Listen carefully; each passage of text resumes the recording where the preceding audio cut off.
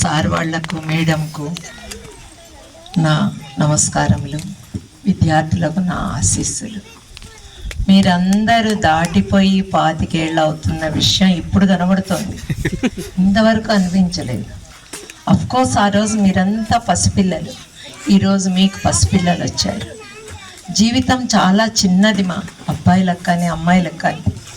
ఈ జీవితాన్ని మనం మహోన్నతంగా ఎదిగించాల్సిన అవసరం మీ చేతుల్లోనే ఉంది. కాబట్టి సమయాన్ని వృధా చేయకండి. ఈ పసిపిల్లల్ని చూస్తుంటే చాలా ముచ్చటేస్తుంది.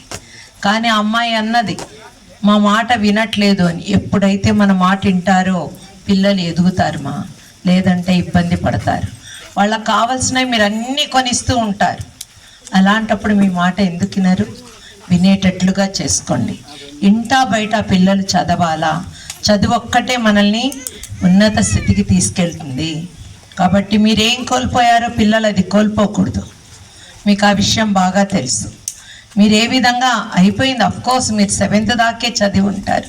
మీ పిల్లలు మీకంటే ఉన్నతంగా ఎదగాలి. దానికి మీ క్రమశిక్షణ తోడవ్వాలి. క్రమశిక్షణ లేకపోతే జీవితం ముందుకు ఎదగదు, అక్కడే ఉంటాం. పిల్లలు మారం చేసి చిప్స్ కొనుక్కు తింటారు, ఏమొస్తుంది? కడుపులో అల్సర్ వస్తుంది. అదే ఒక పండు తినిపించండి, తినిపించడం కష్టం. తినిపించేలాగా చెయ్యండి, వాడి ఆరోగ్యం బాగుపడుతుంది, మీకు ఆనందం దక్కుతుంది. ఇలాంటివి ఎన్నో. ఈరోజు మీరు సమస్యలు ఎదుర్కొంటున్నది కేవలం పిల్లల గురించి. మాకు కూడా మా పిల్లలు ఎప్పుడో ఎదిగిపోయారు. మేము గర్ల్స్ హై స్కూల్లో చేస్తున్నాను. 3500 మంది పిల్లలు దిక్కుకొగళ్ళు లాగా ఉంటారు.